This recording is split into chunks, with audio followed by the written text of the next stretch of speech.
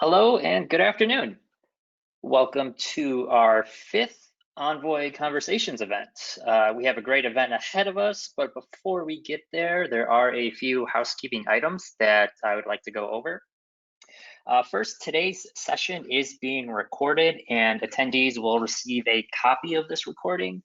The recording will be sent out tomorrow afternoon, so please keep an eye out for that message. And if you don't receive it, just let us know and we'll be sure to send it your way. Additionally, we encourage you to ask some questions throughout this event. To do so, you can type your questions in via the GoToWebinar control box that you should see on your screen. So type those questions in and we'll try to get to them during the dedicated audience Q&A session. Additionally, you can resize the windows that you currently see on your screen to however you see fit. So feel free to play around with that.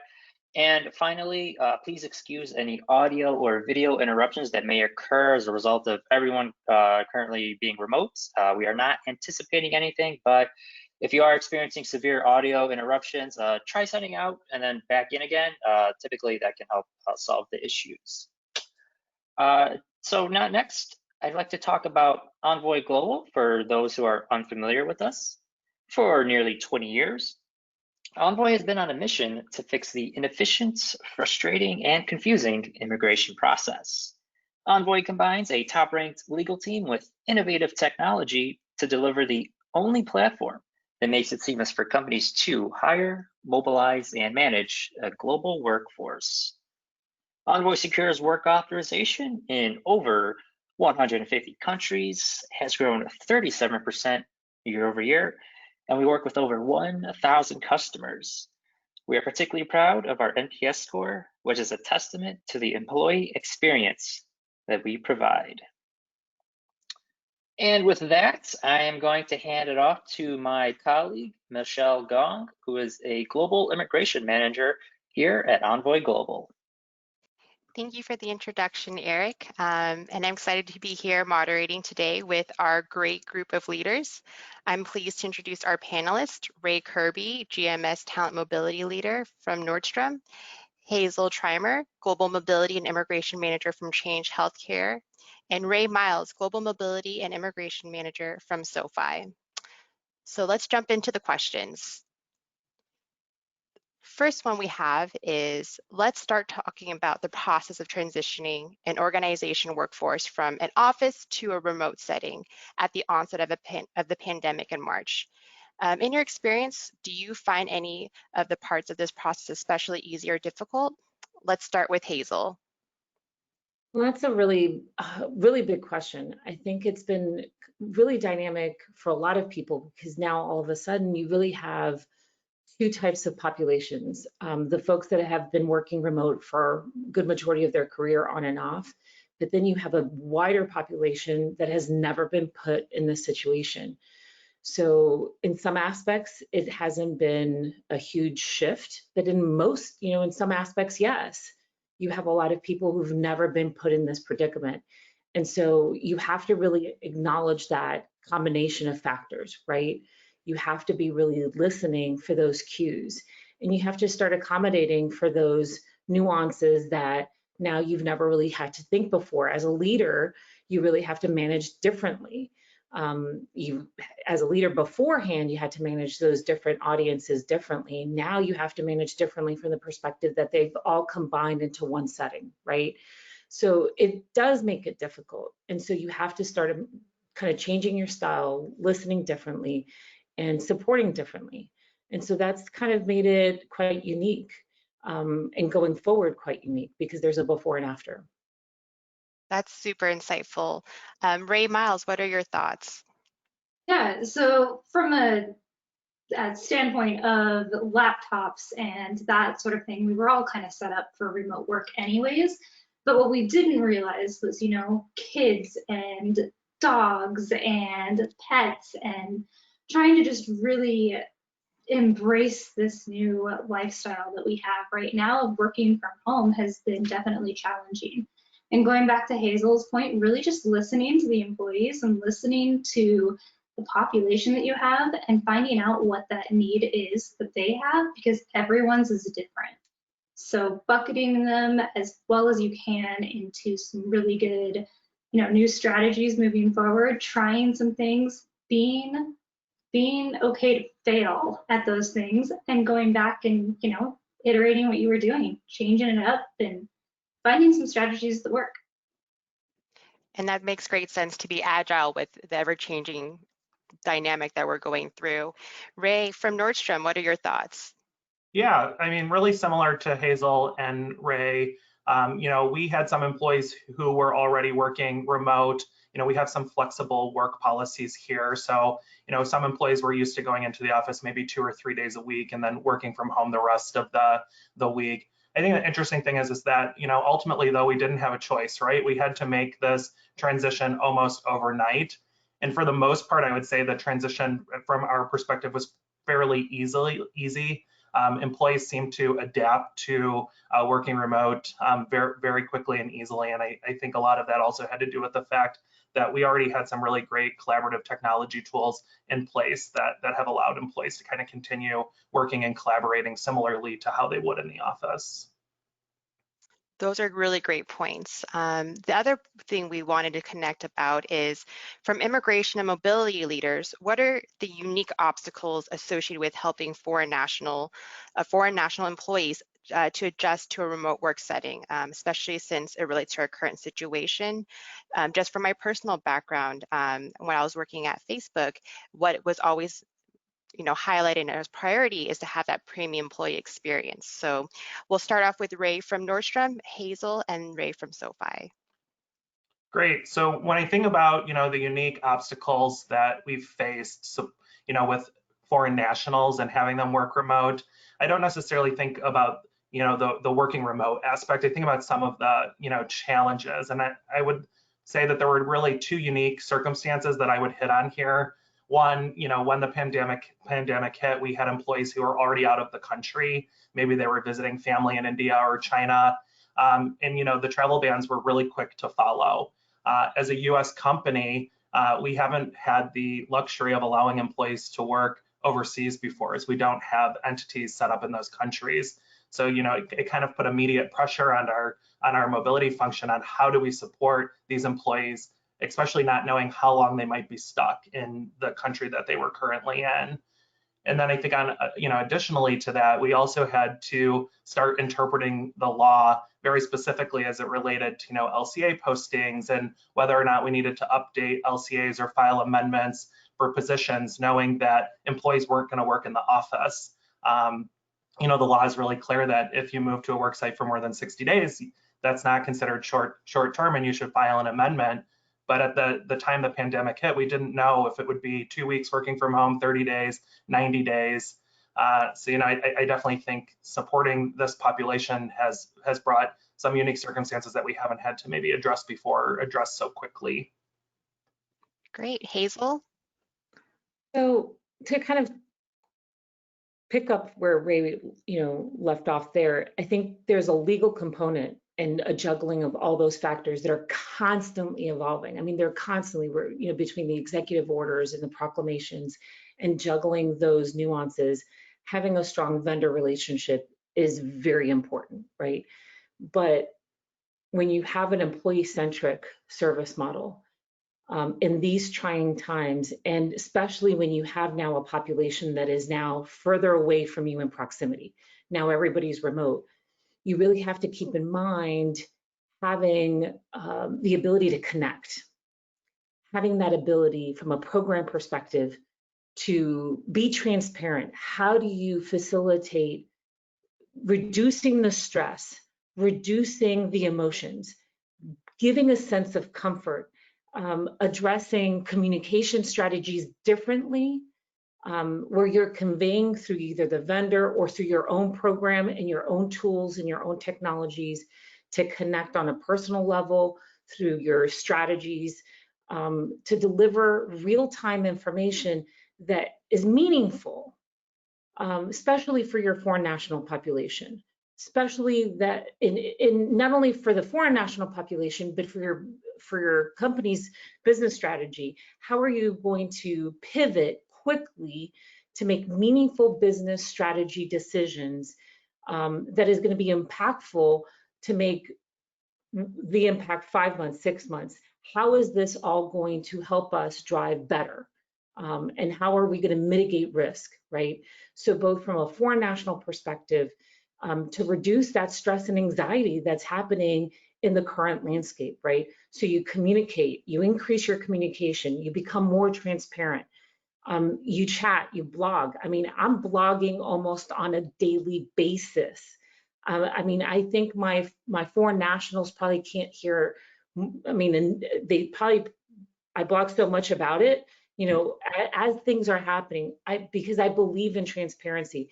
If they don't hear it from me, they're going to hear misinformation from the street, and then that's going to create stress and anxiety that's not called for.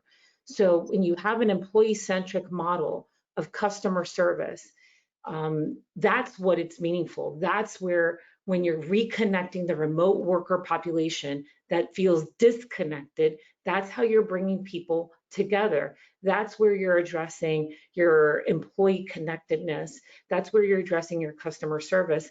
That's where you're giving meaningful real-time information, both at a business level and at an employee level. It's hard times, and that's where you're going to hopefully make it feel less of a number, less of a case, and bring value. Those are really great insights, and I think those are great best practices that you've implemented for, you know, your business. So, Ray, what are your thoughts?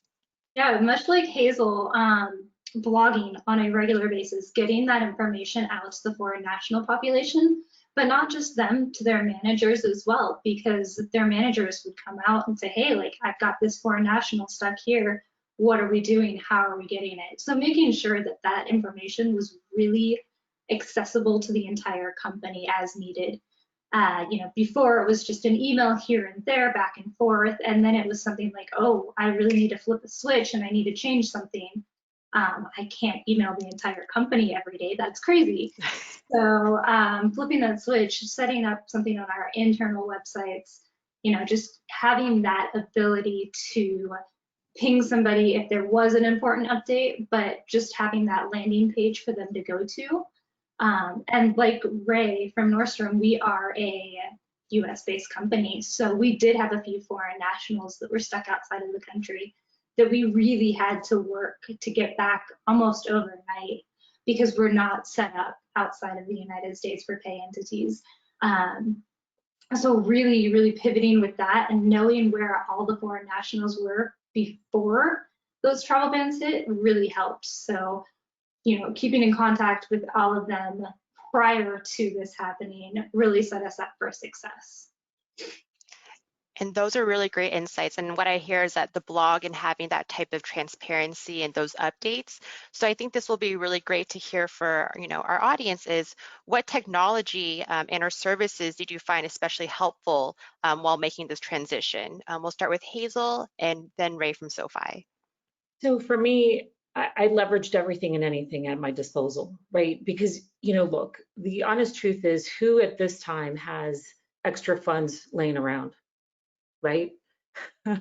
And so I had to make miracles happen, right? And you leverage whatever you have. So I leveraged our internet, I leveraged Chatter, I leveraged our internal communication system, I leveraged basic email methods.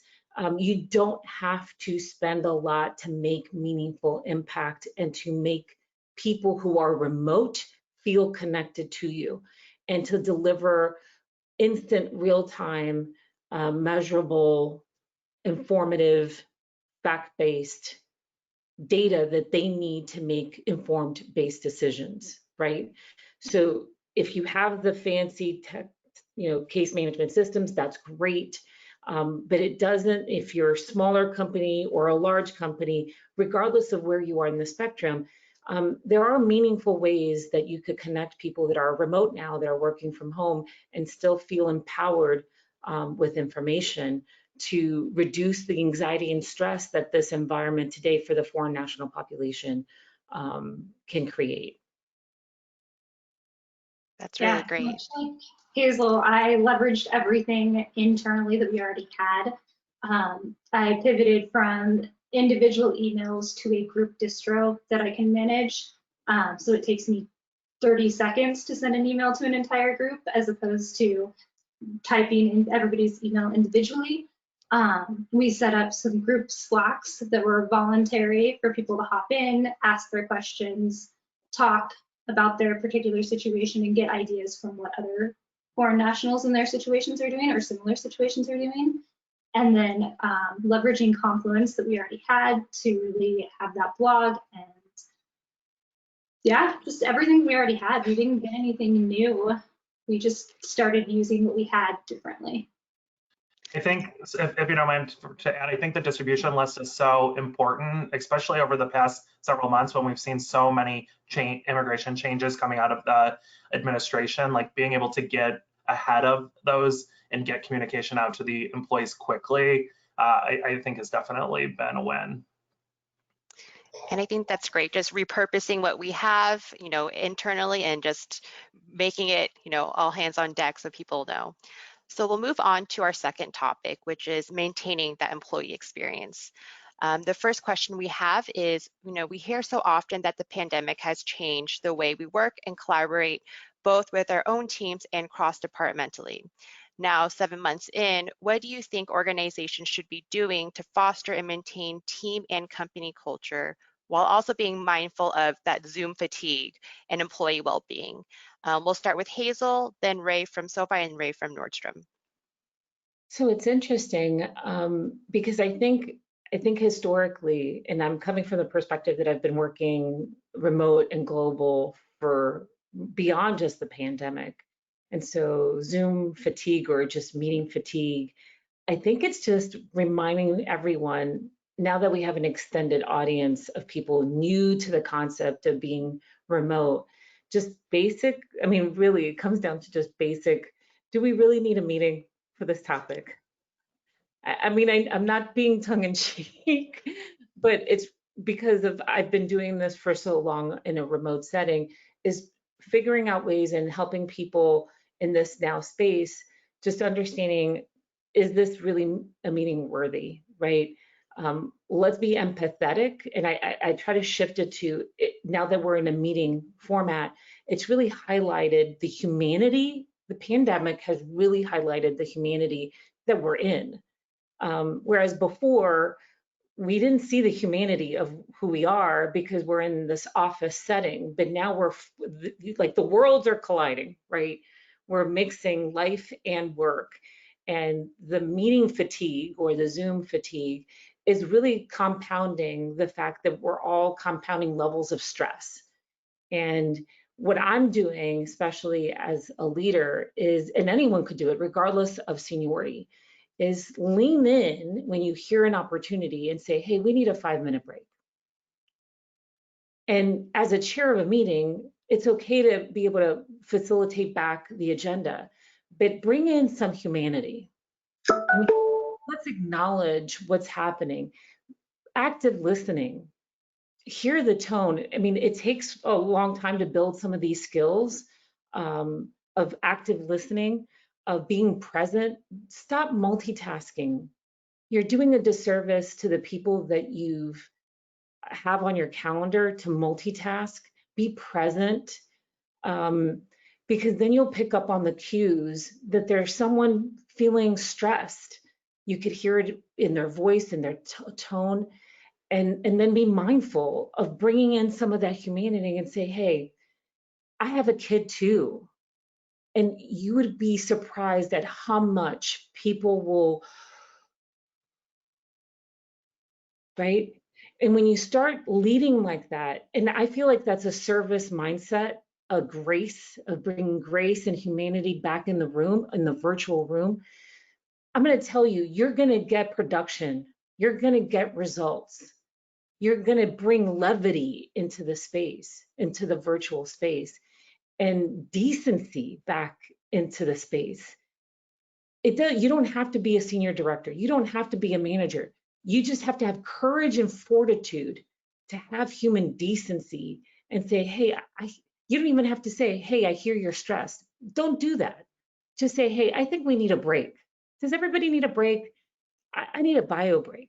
And I think doing that for your fellow persons brings the sense of decorum and like, hey, when we come back, let's just bring it back. Doing those minor things breaks up the meeting or Zoom fatigue. Being mindful that not every topic necessarily needs a meeting. I mean, let's have more strategies about how could we be more effective to move and progress projects. You know, this pandemic, we could focus on all the negatives, but it's also brought some highlights, right, that we could look through and say we're going to come out better because we've brought some decency here. You know what I mean? And so I look at opportunities in these calls, and I'm hearing better. I'm more attuned to how people are reacting. And if I hear you're not, you know, you're putting on a good face, then I'm going to say, hey, we got this for now. Let's wrap it up.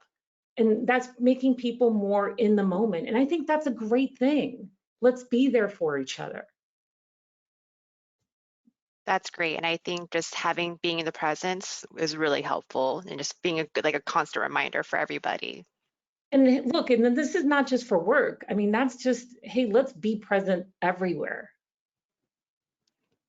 That's the answer. That's really great feedback, and I think that's really helpful for everyone to hear. Ray? Yeah, it sounds like we're doing a lot of the same things at our companies. One other thing that we've kind of started doing is just calendar blocking. We're at home, we have kids who are doing school at home, we have dogs that we have to walk, we have, you know, a mailman who comes by at the same time every day. So really just blocking out time on your calendars so that way you know that doorbell is going to ring at 11:30 every day when the mailman stops by or UPS stops by. My dog is going to bark and my kid is probably going to be crying. So really just blocking that out and saying, hey, I'm not taking meetings at this time. But then also being mindful of the fact that you might not be able to block out your calendar. So don't make a big deal when somebody's kid starts crying in the background. I know more about my colleagues and coworkers now than I've ever known, like from sitting with them in the office. I've seen their kids, I've seen their pets. Really just embracing that. It's great. We can get to know each other so much better and ultimately work together better if we just embrace the fact that crazy things are going to happen. Just let them happen. And there's no reason to call them out. There's no reason to say, hey, stop your dog from barking. Like, just let it go and enjoy it. Absolutely. That's great. Ray from Nordstrom?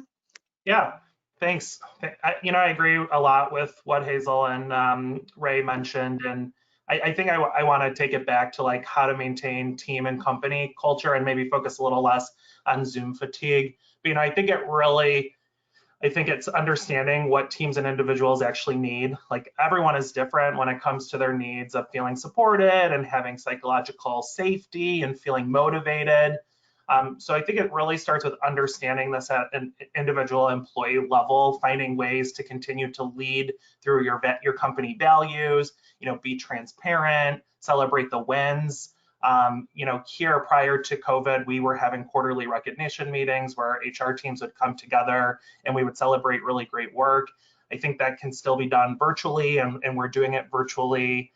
Personally, I like to connect with my team and other stakeholders, on Zoom without an agenda or without discussing work, just bringing back that human element, that we're all human and that it's important to, touch base and talk about something that's not, the project that you've been working on for the past 6 months. And then from a company level, we also, have implemented some kind of policies around when meetings can occur. So, we're not able to have meetings now before 9 o'clock. We shouldn't be scheduling meetings during the lunch hour, and then not scheduling any meetings after 5 o'clock. And so, I think continuing to practice what you were doing prior to working remote is going to help really to preserve that company culture. That's great. And I think just highlighting what each of you are saying, it's just being present, being mindful, and just connecting with the team.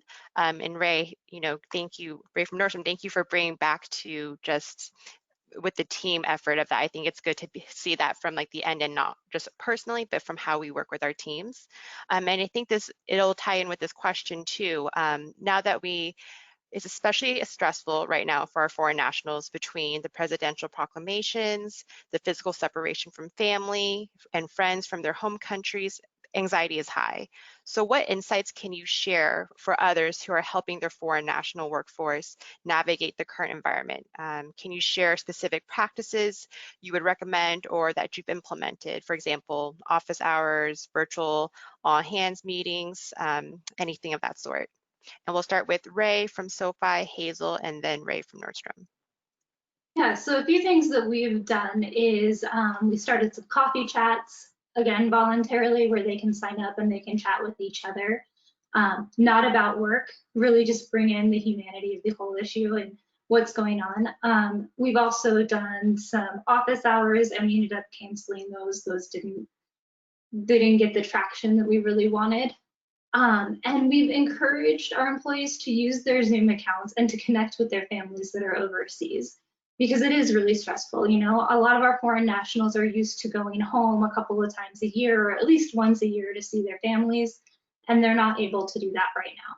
So really encouraging them to use the resources that they have access to and connect with their families.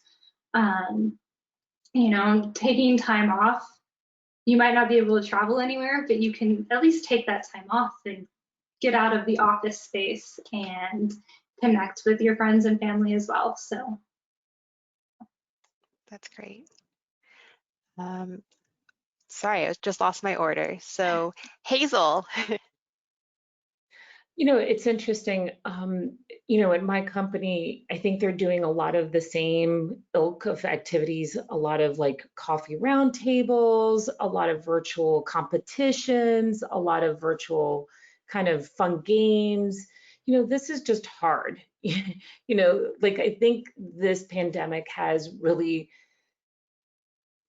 shifted everybody very quickly. And so how do you grasp this new environment for just all populations? And so I think that every organization is just trying to do different things for their respective teams to connect socially, like after hours, like virtual happy, you know, get together, 30 minutes to kind of just like what Ray said, like let's chat and not talk about work.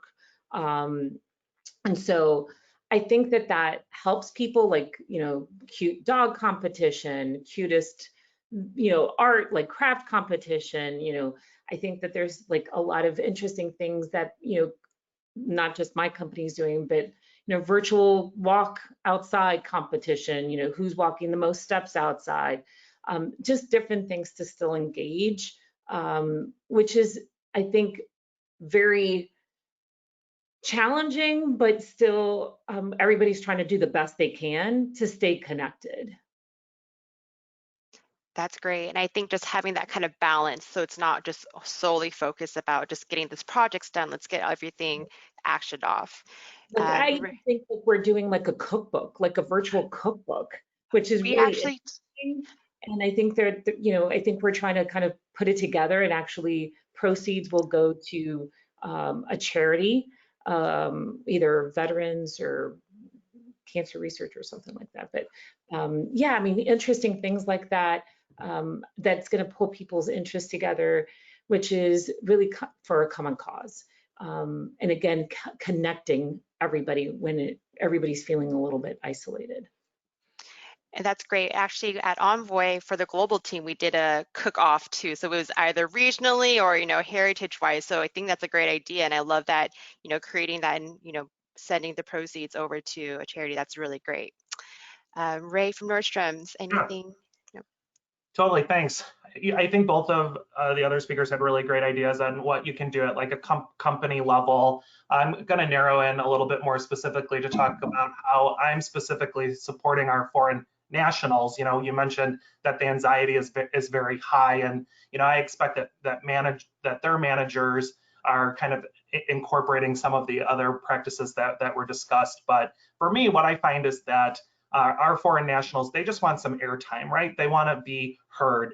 And so what my team tries to do is not only do we have virtual office hours that we offer many times during the week where we can connect one-on-one on video, but I try to just be very responsive.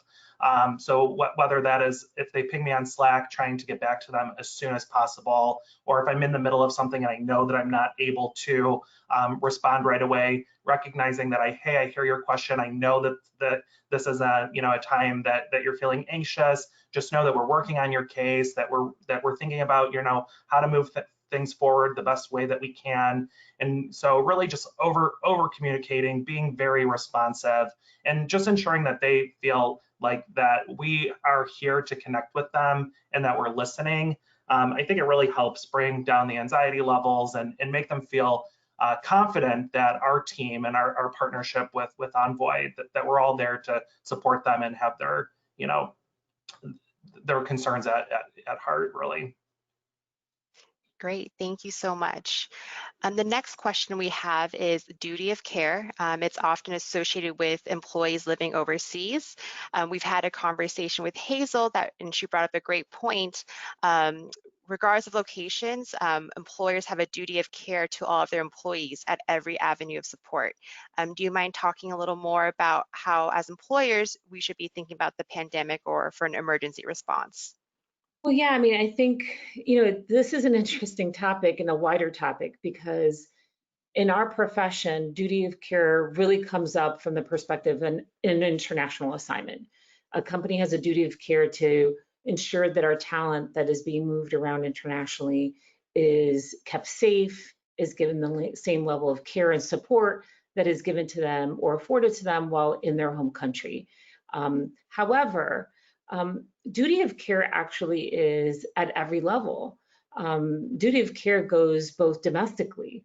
If you partner, I have a great relationship and I try every company that I work for to partner and have a wonderful relationship with employment counsel. And duty of care really is at the core of everything a company does. We are stewards and caregivers of every employee under our care. So if you start thinking it from that framework, the opposite words on a scale to duty of care is liability, gross negligence. So if you look at the opposite words, the gross opposite of duty of care are those scary words on the spectrum, right?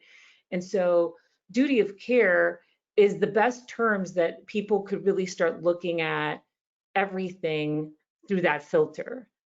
We have a responsibility. A company has a responsibility in supporting their employees. So if you think of basics, and I'm not talking about the pandemic right now is something obscene that has been thrusted upon everybody, and no one company really has the best playbook. Everyone is dealing with it at the same time, and we're all collectively doing the best thing that we can collectively, right? So let's put that aside. But historically, even things like security, site security, benefits, data privacy, all those meaningful policies and compliance and procedures, those are basic elements of duty of care, right? Those are fundamentals, right? All those best efforts. Even companies that have emergency contact procedures, those are elements of duty of care. We're caring enough to know how to care for you in an emergency, disaster recovery. Those type of programs at every company are elements of how do we care for the safety and concern of you as a person, right?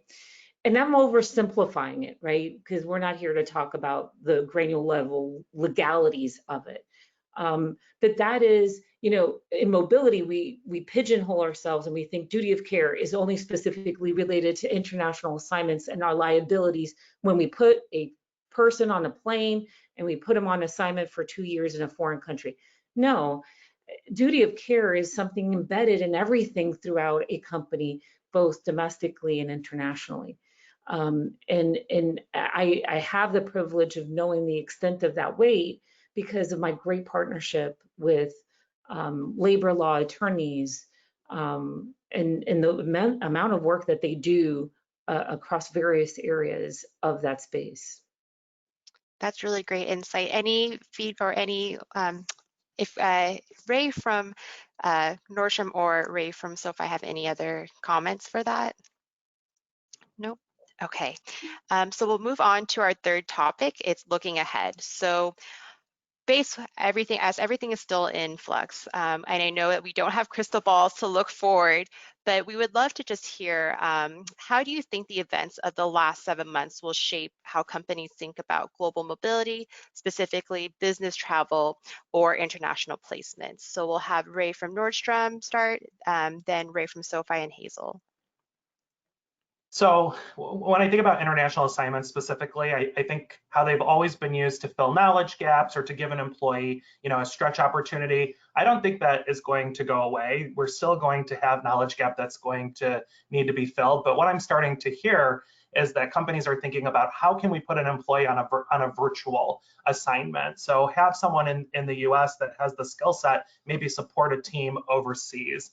And I think this is going to bring a lot of new challenges around entity setup and tax and payroll that maybe a mobility professional hasn't had to think about before, because they're used to saying, all right, this employee is going to go to Vietnam, we're going to put them on local payroll, they're going to have all the appropriate visa documents. So I think that's one thing. And then I also think we're going to start to see an increase in commuter policies as well. They've been used in the past, I think, especially at the executive level. But as more companies make the decision to have employees remote and working from home, there's still likely going to be a need to bring employees together at some point for collaboration. And so I see mobility professionals having to manage these maybe broader commuter policies as they relate to employees who are remote needing to travel to the headquarters for specific reasons. And then I would also say, I think in general, I think some mobility professionals say that they feel that they don't have a seat at the table. I think when I think about how is this going to change the role of the mobility professional, I think there's definitely going to be more need for that strategic consultant to the business, and hopefully mobility professionals will feel they get to kind of roll up their sleeves and start to give their thoughts and thought leadership around, distributed workforce, policies for remote work, commuter policy. So yeah, I'm excited for the future, actually, and I think it is a great time to be in this field. Great. Ray from SoFi? Yeah, I agree. I think it's a great time to be in this field. I think it's going to see a lot of changes in the future. Ray, you mentioned a seat at the table, and it's funny because I'm noticing with other, professionals in the area that we're being asked a lot more questions. We're being asked to add more input into, relocations or commuter policies, or, well, what do you think this looks like? So I think we're really being brought to that table more often. And I do think that a lot more, remote work is going to be an option in the future. I think, taking the day off to take your kid to soccer practice is not going to be a thing anymore. It's going to be, I'm going to work from home for the morning and then take my kid to soccer practice, and then maybe I'll be in the office, but maybe it'll be tomorrow that I'll be in the office. So really trying to nail down the specifics of what is acceptable work from home or work from anywhere, and then how that affects benefits, how that affects, day-to-day office and time zone differences between your team and the teams that you support. So really looking into all of that and just keeping the lines of communication open and being very fluid and able to pivot in whatever you're doing is going to be absolutely key, because being able to innovate and change things around and realize that something isn't working, it's not a bad thing that it's not working. It just means you have to change things around and do something different. So not being afraid to fail right now is going to be key. That's great. And Hazel? So this is interesting. I would add a couple of things. I think the redefinition of productivity. It's really, I think Ray is honing in on the redefinition of productivity and what does that look like, feel like. I'm hearing for the last 6 months, on some of the conference calls and things that I've been a part of, oh, well, mobility's done. And I'm like, what? you haven't seen the beginning of the demand on mobility and relocation. And this is my answer to that. Because now there's a shift on how do we use talent and where do we use talent. And even with remote working, you still need to shift where that talent remote works. Prior to COVID, there was already this new generation of mobile workforce that was challenging this mindset of where to be and how to be, that was challenging the constraints of mobility tax, right? Now you add this layer and the confines of meeting wage constraints, meeting payroll and tax constraints. And now you have to redefine this movement of talent.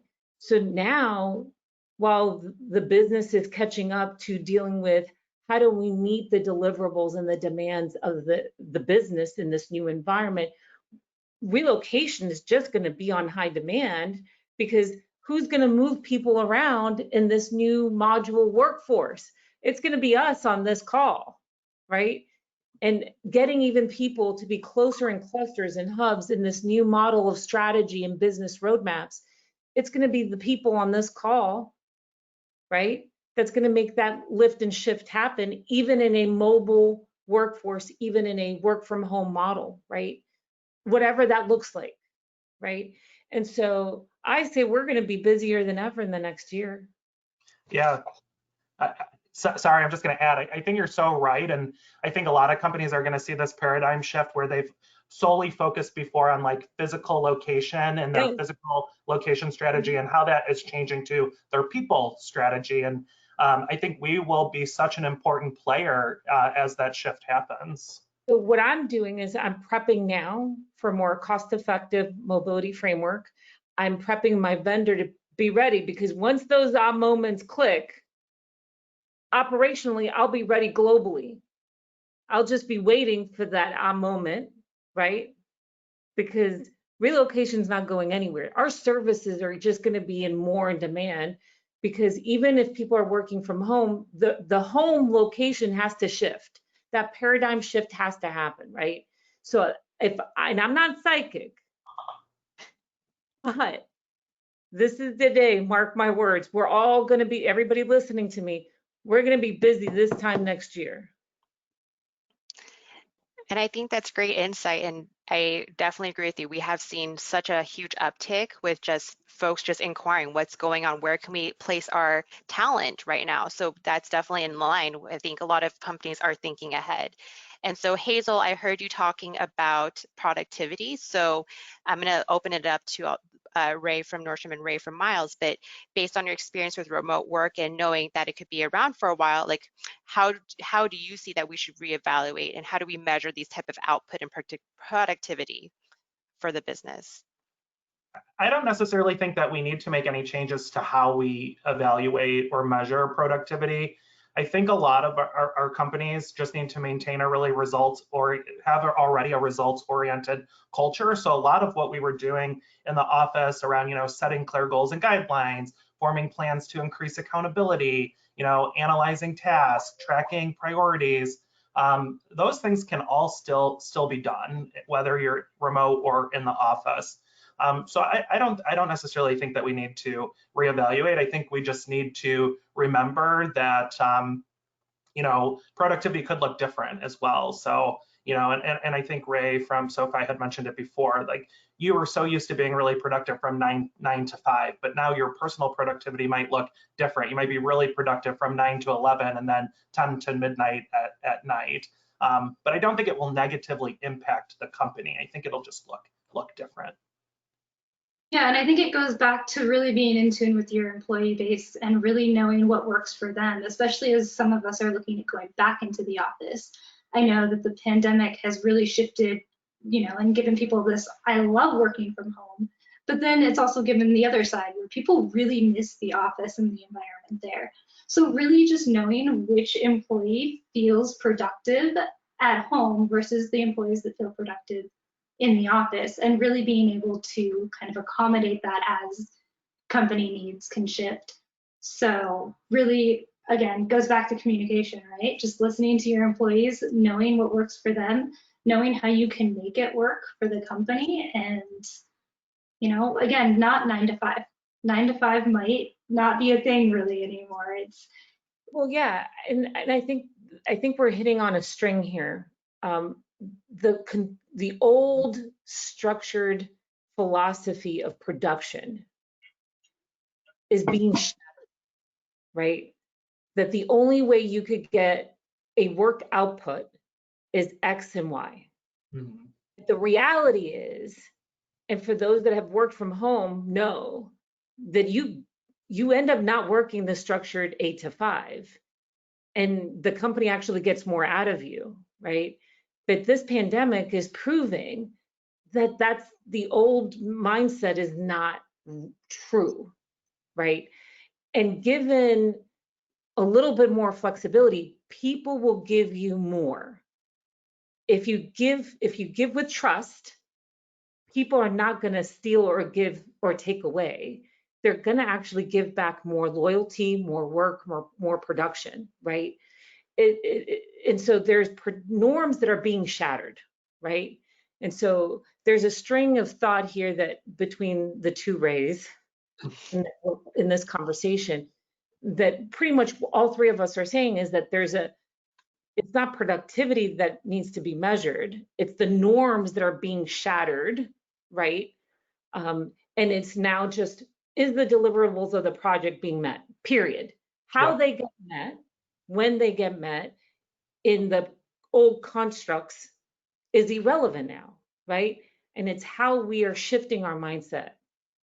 Totally. I think it goes right back to what I said, you know, creating clear goals and deadlines. And as a leader, if you're clear that this is what's expected and this is the delivery date, we shouldn't care when the employee is actually doing the work. We should just care that it gets done. Because you're paying people for their intelligence, you're paying people for their expertise, you're paying people for, Thank you both.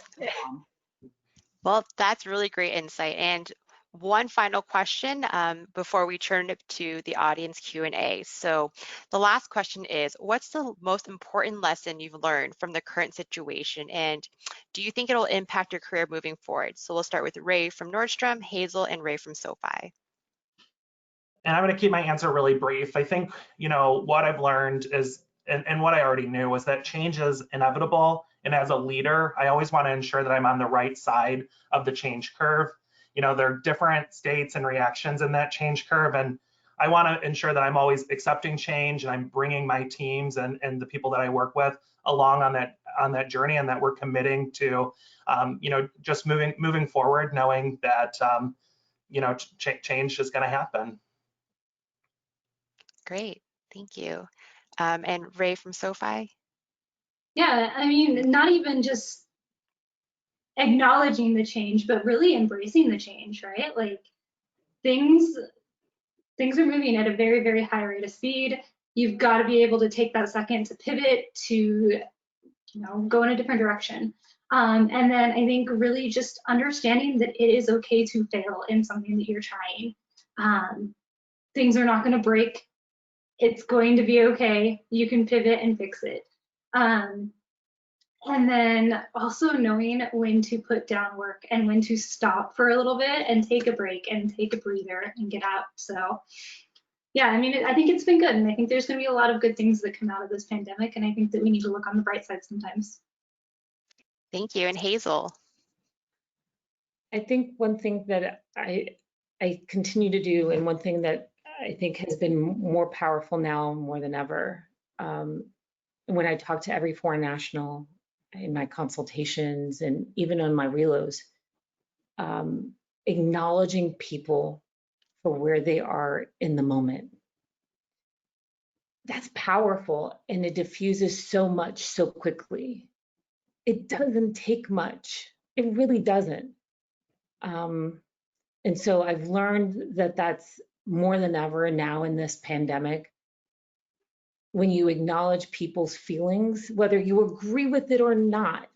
I mean, I tend to agree with it because I myself came from immigrants. So I understand the fear, I understand the concern, I understand the urgency and the impact, but when you acknowledge it and say, hey, it sucks, it's horrible what, what you feel you're going through, that's powerful. And so I realized this year more than ever that when you do that, man, they feel not alone. And when you make that happen for someone on a connected level, on a person-to-person level, the world could implode, and that person's never going to forget that because they feel like you have their back. That's really great. Thank you so much. And I'll hand it over to Eric. Great, thank you so much. That was a very insightful conversation. So yeah, as Michelle mentioned, we're going to move on to the Q&A, which if you do have a question for any of the panelists, you can submit them via the GoToWebinar question panel that you should see on your screen. We've already gotten a couple of questions, so we'll just hop right into it. So first question, the comments about blogging out updates, especially in real time, is interesting, but how do you ensure that the information you are providing is vetted and accurate given information overload and sources inadvertently being wrong in real time? Who's that for? Is that for all of us or one of us, or? I believe Hazel, or if anyone else wants to chime in as well. No, I'll go at it. I have law firms that are my vendors, so I don't use any other source because by contract they have liability embedded through that relationship. So if they gave me false information, then that's the liability that they hold. However, when I post and I share information, I make it clear that this is as of today and the subject matter is evolving. I agree, Hazel. Just putting that little caveat there at the end, like, hey, this could change at any moment. At any moment. Yep. And so I always digest it, and then I put at the bottom, this is how it impacts us, and this is an evolving matter. We're monitoring the situation, but as of, and sometimes I post at 11 o'clock at night because the attorneys send it to me at 10:54 at night. A little obsessive. That's how real time I do. But I'm around too many attorneys, so I know to put disclaimers that this matter is evolving. This is as of today. It could be different tomorrow. And I think setting that expectation when you start blogging too, making sure that the people who, your audience really understands that this can change in the blink of an eye. What was true and accurate 15 minutes ago might not be true and accurate at this moment.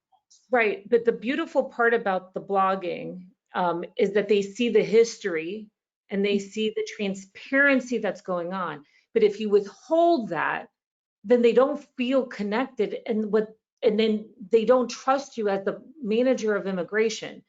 They don't trust that you're monitoring what's happening. And then I get inundated with questions. Well, did you see the dates got announced? Are you following it? And so it's almost selfish a little bit because if they see me blogging and I'm drowning them with information in real time, then they know, well, Hazel has it. Hazel's under control because she's clearly monitoring the situation. So they don't inundate me with questions because they know and they trust that I'm actively on it with the attorneys. So I'm doing it for more than one reason, folks. It's not 100%, wholehearted me giving information. It's because I also don't want them asking me 300, 500, 600 questions. I find that even though when I am super transparent and I get ahead of it and I get mass emails out, I still get 300 questions because everyone's situation is different and they will interpret what I say in a very specific way and then want to know, well, how does that very specific word you use impact me in my case? So yeah, well, you still have some folks, Ray. There's still some folks that still love to ask the questions. There's always going to be someone.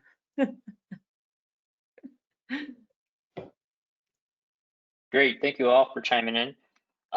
Next question, we'll go with Ray from Nordstrom first, and then Ray from SoFi and Hazel, if you both want to chime in afterwards. So second question, the pandemic has obviously impacted everyone, and you talked about how you and your teams are helping to support the additional and specific concerns of your foreign nationals. But have you found ways to help educate and communicate their managers and the company's talent acquisition teams? Yeah, that's a really great question. We partner really closely with our immigration provider to do, quarterly updates to managers, to recruiters. And, we oftentimes will also do brown bags or virtual training sessions with different stakeholders to ensure that they understand the process.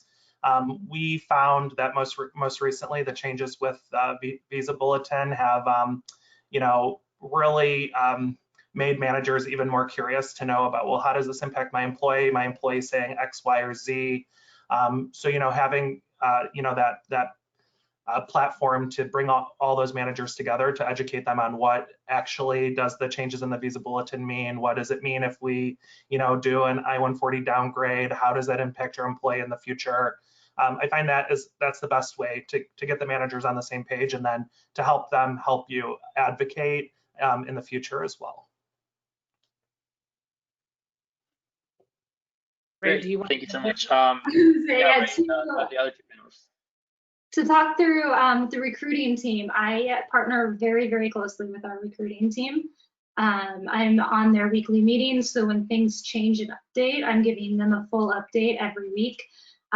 We have a group Slack, so if something crazy happens, Visa Bulletins change, anything kind of spur of the moment, I can update them there too. With managers, it's a little bit different. So I do have a distro with all the managers that have anybody that reports into them, both their direct manager and the line above them as well. And then I also am on the senior leadership call every week that I can keep them updated to any progress with any new proclamations, any new updates. So really, again, just keeping the lines of communication open, and then being very responsive if for some reason I missed one of the managers, when they Slack in or email in really fast, making sure that I'm on top of those as well. So along the same lines, similar to my peers here, I do quarterly education people leader office hours on various topics. If there's one pressing one, I have an in, so I try to get squeezed in on an earlier session, but I'm a standing presenter. And it's an education series just for people leaders in the company. But mobility and immigration have to really be closely tied to the talent organization. I mean, you really have to partner strong, and it has to be a connection there. And so, I do custom training sessions for them. It has to be a really tied partnership. And then similar to my peers, there's a lot of education opportunities that have to be custom designed for different audiences and education materials.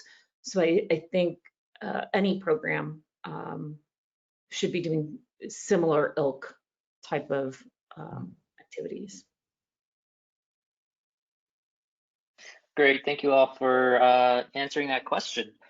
And that's gonna wrap up today's event. We just have one final slide here. So if you want to connect with any of the panelists, their LinkedIn profiles are on the screen, or you can type them in search. Highly encourage everyone to check out our website, envoyglobal.com/conversations, to keep up with the upcoming events. I believe the next one will be on October 15th. To all our panelists, and Michelle, thank you so much for the conversation today. It's very insightful. And to our attendees, thank you so much for joining us this afternoon. As a final reminder, this recording will be sent out tomorrow afternoon. So with that, thank you so much, and have a great rest of your Thursday. Thank you. Thank you. Thank you.